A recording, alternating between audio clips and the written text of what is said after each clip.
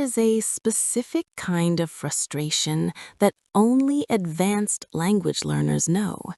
It is not the frustration of a beginner. A beginner's frustration is simple and honest. I know nothing and I need to know more. The solution is obvious. Learn more. Study more. The path is clear even when it is long. The frustration I am describing is stranger and in some ways more demoralizing. It is the frustration of someone who already knows a great deal, who has worked for years, who can hold long conversations, read complex articles, understand films without subtitles, write professional emails without a dictionary, who by almost any reasonable measure is good at English, and who, nevertheless, sits in a meeting or watches a native speaker talk or tries to write something that requires a certain elegance and feels, underneath all that competence, a ceiling. Not ignorance, not lack of effort, a ceiling, something solid and invisible just above where they currently are.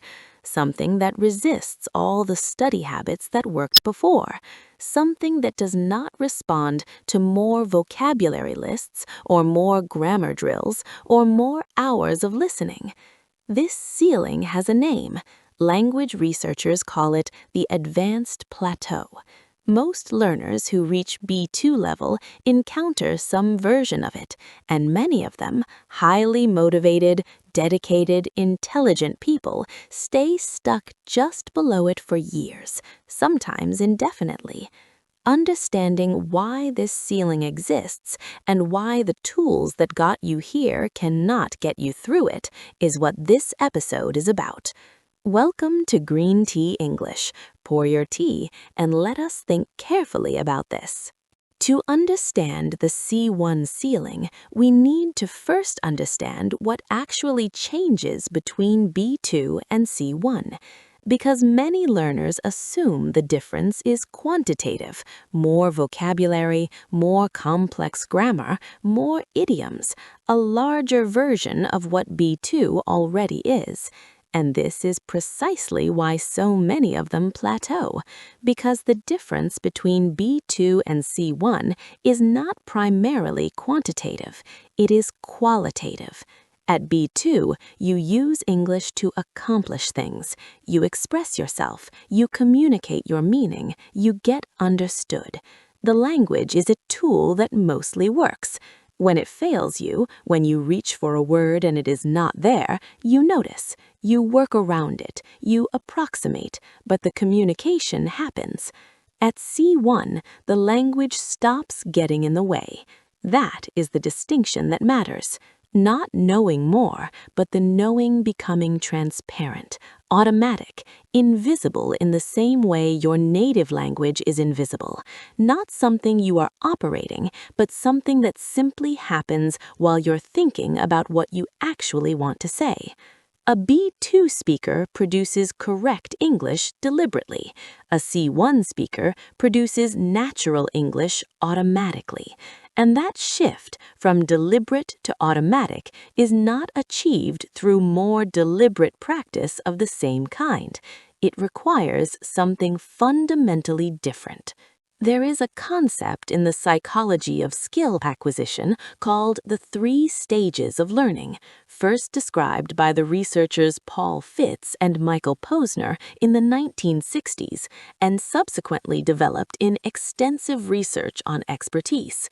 The first stage is the cognitive stage. You think about what you're doing. You apply rules consciously. You are slow and effortful and error-prone.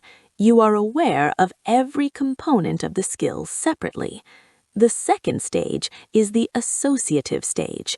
The pieces begin to connect. The errors reduce. The process speeds up. You are still conscious of what you're doing, but the individual components are no longer as separate. They are starting to integrate. The third stage is the autonomous stage. The skill runs automatically, largely outside conscious awareness, with minimal cognitive effort. You stop managing the process and simply do it. Most language learners who reach B2 are solidly in the second stage. Their English is no longer effortful at the beginner level. They have moved past the cognitive stage for most basic functions. But they have not yet reached the autonomous stage. They are still in many moments consciously managing their language production, selecting words, monitoring grammar, checking register. These processes are faster than they were, but they are still happening. And here is where the plateau originates.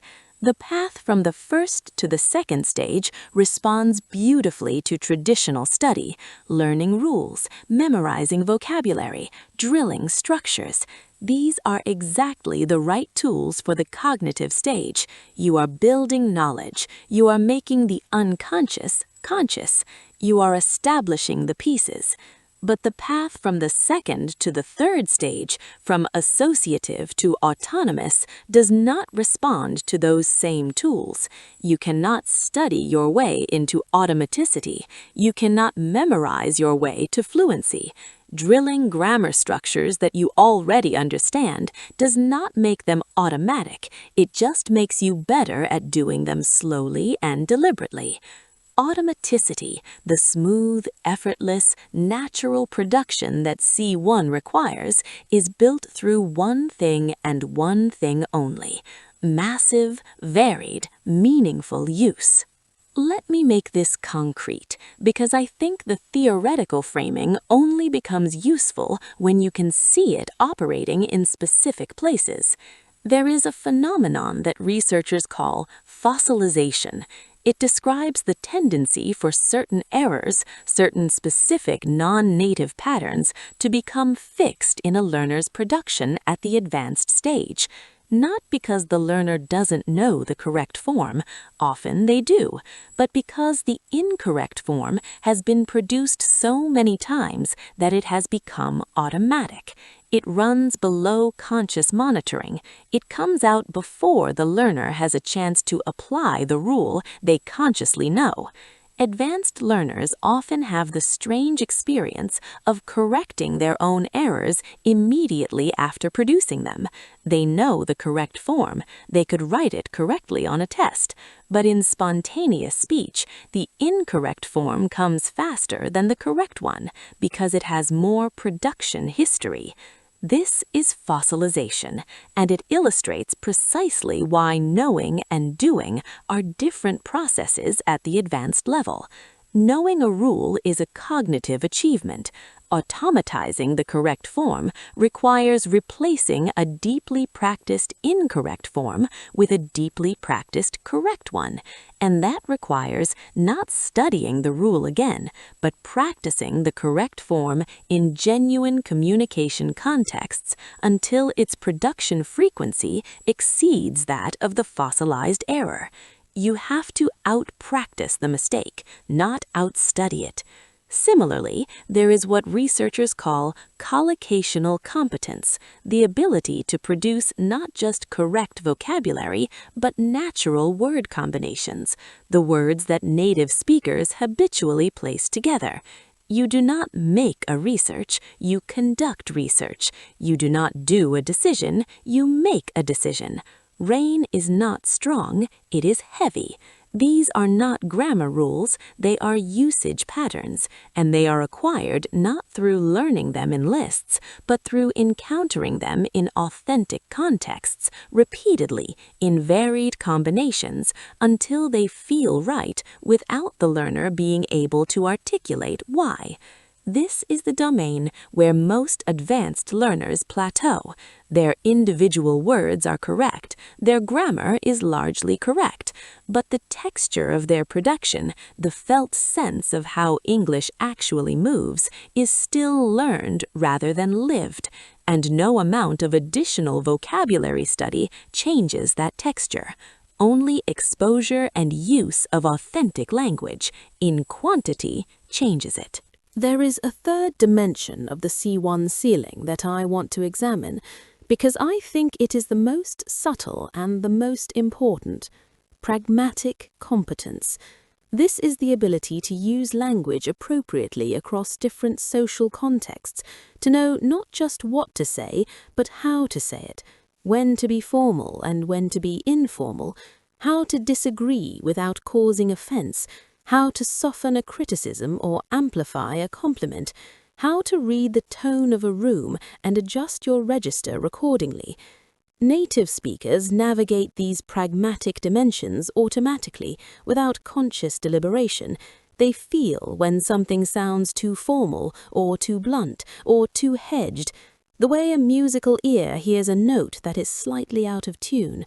Advanced language learners, even very advanced ones, often lack this intuition, not because they are insensitive or unaware, but because pragmatic competence is almost entirely acquired through authentic social interaction, through thousands of real conversations in real contexts with real stakes, through the feedback, sometimes explicit, more often implicit, of how people actually respond when you say something.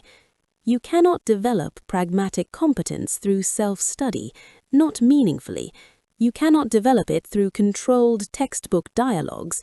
You develop it through genuine social use of the language, through situations where you are trying to achieve something real with language, and the success or failure of that attempt tells you something. This is why immersion, genuine extended contact with a language in its natural social context, does something for advanced learners that no amount of study can replicate. It provides the pragmatic feedback loop that moves language from formally correct to naturally appropriate. So what does this mean practically for someone who is currently at B2 or approaching C1 and feeling the ceiling? It means the most important question to ask is not, what should I study next? It is, am I getting enough authentic use? Not study, not listening practice, not reading practice. Use. The actual deployment of language in real contexts for real communicative purposes. Reading a novel is wonderful and valuable and builds vocabulary and exposes you to authentic collocations and rhythms, but it does not build pragmatic competence. It does not build the motor automaticity of speech production. It is receptive practice.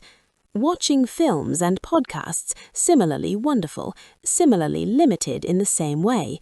Speaking, particularly in contexts where something real is at stake, where you are trying to genuinely communicate something important to someone, where you are forced to produce language without time to prepare and review, this is what moves the ceiling. Writing, not exercises, but genuine writing for genuine audiences, emails that must actually work, arguments that must actually persuade. This builds a different kind of automaticity, and the uncomfortable truth for most advanced learners is that they do far too little of both. They study, they consume, they absorb, and they wonder why the ceiling does not lift. The ceiling does not lift through absorption, it lifts through production, through use, through the thousands of authentic interactions that gradually, invisibly, shift the processing from deliberate to automatic. There is one more thing I want to say before we close. The C1 ceiling is frustrating, partly because progress at this level is invisible in a way that earlier progress was not. When you were a beginner, every session produced something observable. You learned 10 new words. You understood a conversation that was beyond you yesterday. The progress was visible, frequent, and motivating. At the advanced level, progress happens in the texture, in how a phrase sounds coming out, in how rarely you have to search for a word, in the moment you realized you responded to a joke without having to decode it first, in the gradual shift from monitoring your language to simply using it. These gains are real, but they do not announce themselves clearly.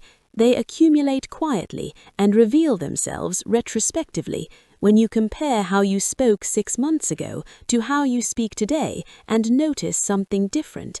This invisible accumulation is why many advanced learners abandon the process, not because they have stopped improving, but because they have stopped being able to see the improvement. Trusting the process at this level requires understanding the mechanism well enough to recognize that the absence of visible progress is not the same as the absence of actual progress. The ceiling is real, but it is not fixed. It lifts, not through study, but through use, through patience, through the willingness to produce imperfect language in authentic contexts for long enough that the imperfect gradually becomes natural. That is the path, and there is no shortcut around it, only through it. This is GreenTea English. Thank you for thinking carefully with me today. See you in the next one.